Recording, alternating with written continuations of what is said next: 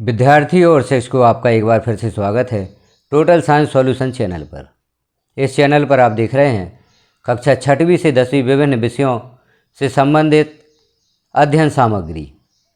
जैसे अभी पूर्व भाग में हमने देखा था कक्षा 9 का जो अध्याय 1 है हमारे आसपास के पदार्थ, इससे संबंधित कुछ हमने महत्वपूर्ण प्रश्न देख लिए थे पहले भाग में।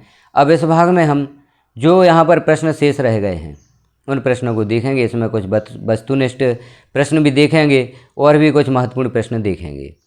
तो कुछ प्रश्न आप पहले भाग में देख चुके हैं, पहला वीडियो भी आप अवश्य देखें। उसके पश्चात ही आप सेकंड वीडियो जो आप देख रहे हैं इसे देखें। उस पहले वीडियो की लिंक भी आपको डिस्क्रिप्शन में प्राप्त हो जाएगी। तो कक्षा 9 विज्ञान का जो पहला अध्याय है उससे संबंधित सभी प्रश्न आप यहाँ 2 भागों में देख सकते हैं। इसी प्रकार से आपको अन्य अध्यायों के प्रश्नों के उत्तर भी यहाँ पर प्राप्त होंगे। यह प्रश्न आपकी परीक्षा की दृष्टि से बहुत ही महत्वपूर्ण होंगे। तो हम देखते हैं कुछ आगे के प्रश्नों के उत्तर। अगला प्रश्न है जो आपकी पुस्तक के पृष्ठ क्रमांक 11 पर दिया गया है। प्रश्न पहला है, गर्म शुष्क दिन में कूलर अधिक ठंडा क्यों करता है? तो इसका उत्तर होगा, गर्म शुष्क दिन में वायु में नमी या आर्द्रता होती है तथा तापमान अधिक होता है, जिसके कारण बाष्पीकरण की दर बढ़ जाती है। क्योंकि तापमान बढ़ने तथा आर्द्रता घटने पर बाष्पीकरण की दर में वृद्धि हो जाती है तथा हम जानते हैं कि बाष्पीकरण से शीतलता उत्पन्न होती है। अतः कूलर के अंदर से ठंडी हवा कमरे में फैलकर ठंडक प्रदान करती है। अगला जो महत्वपूर्ण प्रश्न है, गर्मियों में घड़े का जल ठंडा क्यों होता है? गर्मियों में घड़े का जल ठंडा होता है तो वह क्यों होता है? इसका उत्तर होगा, घड़े में बहुत अधिक संख्या में छिद्र होते हैं जिनसे पानी बाहर रिसता है तथा इसका बाष्पीकरण हो जाता है। इसी तरह मटके के ऊपर पानी बाहर आता रहता है और बाष्पीकरण में कम हुई ऊर्जा को पुनः मटके या घड़े और शेष बचे जल से बाष्पीकरण की गुप्त ऊष्मा के रूप में ले लेता है। यह प्रक्रिया चलती रहती है। चूँकि घड़े एवं जल से ऊष्मा अवशोषित होती है तथा बाष्पीकरण होता है, इसलिए मटके या घड़े का जल ठंडा हो जाता है। अगला प्रश्न है, एसीटोन या पेट्रोल या इत्र डालने पर हमारी हथेली ठंडी क्यों हो जाती है? तो उत्तर होगा, एसीटोन या पेट्रोल या इत्र डालने पर हमारी हथेली इसलिए ठंडी हो जाती है क्योंकि इसके कण हथेली या उसके आसपास से ऊर्जा प्राप्त कर लेते हैं और बाष्पीकृत हो जाते हैं, जिससे हथेली पर शीतलता महसूस होती है। बाष्पीकरण के कारण शीतलता होती है। अगला प्रश्न है, कप की अपेक्षा प्लेट से हम गर्म दूध या चाय जल्दी क्यों पी लेते हैं? तो कप से जब हम गर्म दूध या चाय पीते हैं तो हमें देर लगती है क्योंकि वह गर्म रहता है, जबकि प्लेट से हम जल्दी पी लेते हैं गर्म दूध या चाय। तो क्यों? ऐसा इसलिए होता है क्योंकि प्लेट की सतह को क्षेत्रफल कप की सतह के क्षेत्रफल से अधिक होता है। तो जो प्लेट की सतह का क्षेत्रफल है वह कप की सतह के क्षेत्रफल से अधिक होता है। जितना अधिक सतही क्षेत्रफल होगा बाष्पीकरण उतनी जल्दी होता है, जिससे दूध या चाय जल्दी ठंडी हो जाती है। इस तरह हम प्लेट से दूध या चाय जल्दी पी लेते हैं। हमने बाष्पीकरण की दर को प्रभावित करने वाले कारक देखे थे, तो उनमें एक सतही क्षेत्र भी था। तो यहाँ पर सतही क्षेत्र का जो नियम है वह काम करता है। तो प्लेट की सतह का क्षेत्रफल कप की सतह के क्षेत्रफल से अधिक होता है और जितना अधिक सतही क्षेत्रफल होगा बाष्पीकरण उतनी जल्दी होता है, जिससे दूध या चाय जल्दी ठंडी हो जाती है। इस तरह हम प्लेट से दूध या चाय जल्दी पी लेते हैं। अगला प्रश्न है, गर्मियों में हमें किस तरह के कपड़े पहनने चाहिए?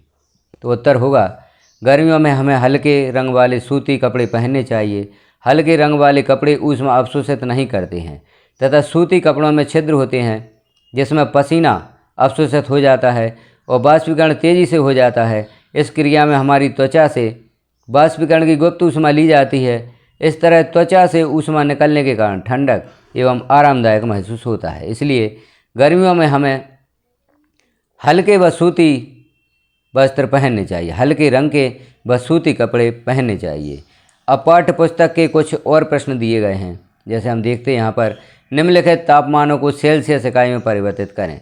इन तापमानों को सेल्सियस इकाई में परिवर्तित करना है तो इन्हें भी आप यहाँ पर देखें।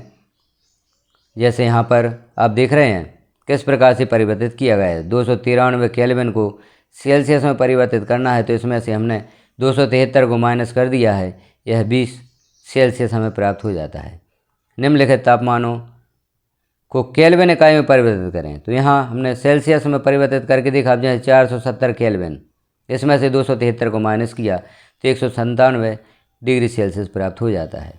अगला प्रश्न, निम्नलिखित तापमानों को केल्विन इकाई में परिवर्तित करें तो 25 सेल्सियस 373 सेल्सियस को केल्विन में परिवर्तित करने के लिए यहाँ हम जो मान दिया गया है सेल्सियस में, उसमें 273 प्लस कर देते हैं तो हमें केल्विन में मान प्राप्त हो जाता है। जैसे 25 सेल्सियस यहाँ पर दिया गया है, 25 में 273 प्लस किया गया तो 298 केल्विन मान प्राप्त होता है। तो यहाँ टेम्परेचर जो आप देख रहे हैं टी, टेम्परेचर को प्रदर्शित किया गया है केल्विन के कैपिटल टी से और स्मॉल टी से सेल्सियस के टेम्परेचर को प्रदर्शित किया गया है। बी है 373 सेल्सियस तापमान को केल्विन में परिवर्तित करना है तो 373 प्लस 273 बराबर 646 केल्विन प्राप्त होता है। अगला प्रश्न निम्नलिखित अवलोकनों हेतु कारण लिखिए। जब नेप्थलीन को रखा रहने देने पर यह समय के साथ कुछ भी ठोस पदार्थ छोड़े बिना अदृश्य हो जाती है। और बी प्रश्न हमें इत्र की गंध बहुत दूर बैठे हुए भी पहुंच जाती है, ऐसा क्यों होता है। तो पहले प्रश्न का उत्तर देखते हैं हम। नेप्थलीन एक वाष्पशील ठोस पदार्थ है जो ठोस से द्रव अवस्था में आए बिना ही गैस में बदल जाता है, जिसे ऊर्ध्वपातन कहते हैं। यहाँ ऊर्ध्वपातन की परिभाषा भी स्पष्ट होती है कि जब कोई ठोस बिना द्रव अवस्था में परिवर्तित हुए सीधा गैस में बदल जाता है तो इस क्रिया को ऊर्ध्वपातन कहते हैं। इसी प्रकार से नेप्थलीन एक वाष्पशील ठोस पदार्थ है जो ठोस से द्रव अवस्था में आए बिना ही गैस में बदल जाता है, इस क्रिया को ऊर्ध्वपातन कहते हैं। अतः कुछ समय बाद यह ठोस पदार्थ छोड़े बिना हवा में वाष्प बनकर उड़ जाता है। जो अगला प्रश्न हमें इत्र की गंध बहुत दूर बैठे हुए भी पहुंच जाती है, इसका उत्तर होगा इत्र एक वाष्पशील द्रव है जो तेजी से वाष्प में बदल जाता है तथा वायु के कणों के साथ मिलकर सभी दिशाओं में तेजी से विसरित हो जाता है। यही कारण है कि इत्र की गंध बहुत दूर बैठे हुए भी हमारे पास तक पहुंच जाती है। अगला प्रश्न, निम्नलिखित पदार्थों को उनके कणों के बीच बढ़ते हुए आकर्षण के अनुसार व्यवस्थित करें। जैसे जल, चीनी, ऑक्सीजन। तो उनके कणों के बीच बढ़ते हुए आकर्षण के अनुसार व्यवस्थित करना है। जैसे सबसे कम आकर्षण बल होता है गैसों में। गैसों के कण जो होते हैं वह बहुत दूर स्थित होते हैं, उनके बीच आकर्षण बल कम होता है। तो सबसे कम जो आकर्षण होगा वह ऑक्सीजन के कणों में होगा, उससे अधिक जल में होगा, क्योंकि गैस से अधिक जल के कणों में या द्रव के कणों में आकर्षण बल होता है और सबसे अधिक आकर्षण बल ठोस के कणों में होता है। तो यहाँ पर जो चीनी है उसके कणों के बीच आकर्षण बल अधिक होगा। इस प्रकार से हम व्यवस्थित कर सकते हैं ऑक्सीजन, जल और चीनी। इसका कारण भी दिया गया है। ऑक्सीजन एक गैस है जिसमें कणों के बीच आकर्षण बल न्यूनतम होता है। द्रव जैसे जल में गैसों से अधिक तथा ठोस या चीनी में कणों के बीच सर्वाधिक मजबूत आकर्षण बल होता है। अगला प्रश्न है, निम्नलिखित तापमानों पर जल की भौतिक अवस्था क्या होगी। यहाँ पर तापमान दिए गए 25 डिग्री सेल्सियस, 0 और 100 डिग्री सेल्सियस। तो जल की भौतिक अवस्था क्या होगी। तो जो ए है 25 डिग्री सेल्सियस, 25 सेल्सियस पर जल द्रव अवस्था में होता है।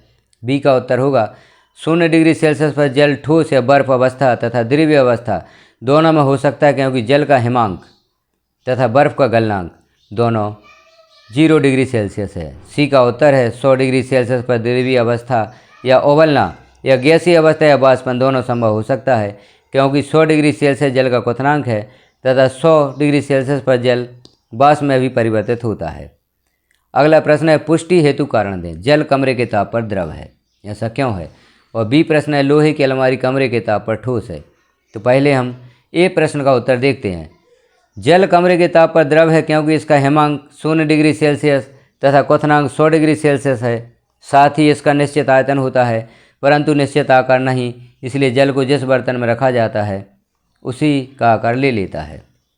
बी का उत्तर हम देखेंगे, लोहे की अलमारी कमरे के ताप पर ठोस है क्योंकि इसका गलनांक कमरे के ताप से बहुत अधिक होता है, इसलिए एक निश्चित आकार एवं आयतन होता है तथा यह दृढ़ होता है, बहता नहीं है। अगला प्रश्न है, 273 केल्विन पर बर्फ को ठंडा करने तथा जल को इसी तापमान पर ठंडा करने पर शीतलता का प्रभाव अधिक क्यों होता है। तो उत्तर होगा 273 केल्विन या 0 डिग्री सेल्सियस पर बर्फ किसी पदार्थ या माध्यम से गुप्त ऊष्मा लेती है, जो पहले इसकी अवस्था में परिवर्तन लाता है, फिर इसके ताप में वृद्धि करता है, परंतु इसी ताप पर जल केवल ताप में वृद्धि के लिए ही ऊष्मा प्रदान करता है। बर्फ के गलन या संगलन की गुप्त ऊष्मा 3.34 गुणा 105 जूल है, अर्थात प्रति इकाई किलोग्राम बर्फ को जल में बदलने के लिए पदार्थ से 3.34 to 105 जूल ऊष्मा की आवश्यकता होती है। इसलिए बर्फ अधिक शीतलता प्रदान करता है क्योंकि जल किसी प्रकार की गुप्त ऊष्मा नहीं लेता है। अगला प्रश्न है, उबलते हुए जल अथवा भाप में से जलने की तीव्रता किस में महसूस होती है? तो उत्तर होगा भाप में जलने की तीव्रता अधिक महसूस होती है, क्योंकि 373 केल्विन या 100 डिग्री सेल्सियस तापमान पर भाप अर्थात ऊष्मा के कणों में उसी तापमान पर पानी के कणों की अपेक्षा अधिक ऊर्जा होती है, क्योंकि भाप के कणों ने बाष्पीकरण की गुप्त ऊष्मा के रूप में अतिरिक्त ऊष्मा अवशोषित कर ली है।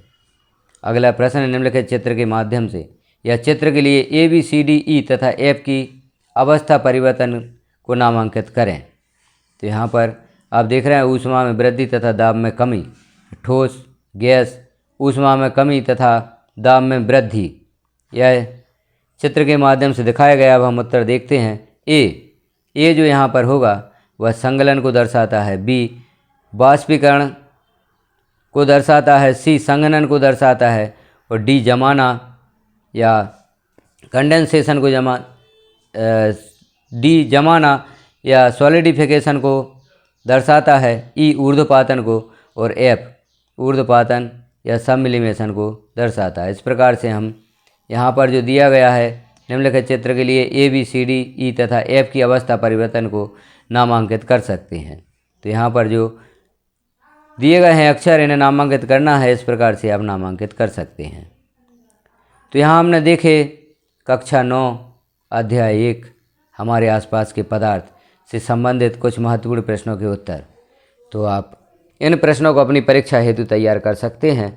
कुछ प्रश्न आपको आपके पुस्तक के पाठ के अंदर से भी प्राप्त होंगे, क्योंकि आजकल अधिकतर प्रश्न पाठ के अंदर से भी पूछे जाते हैं।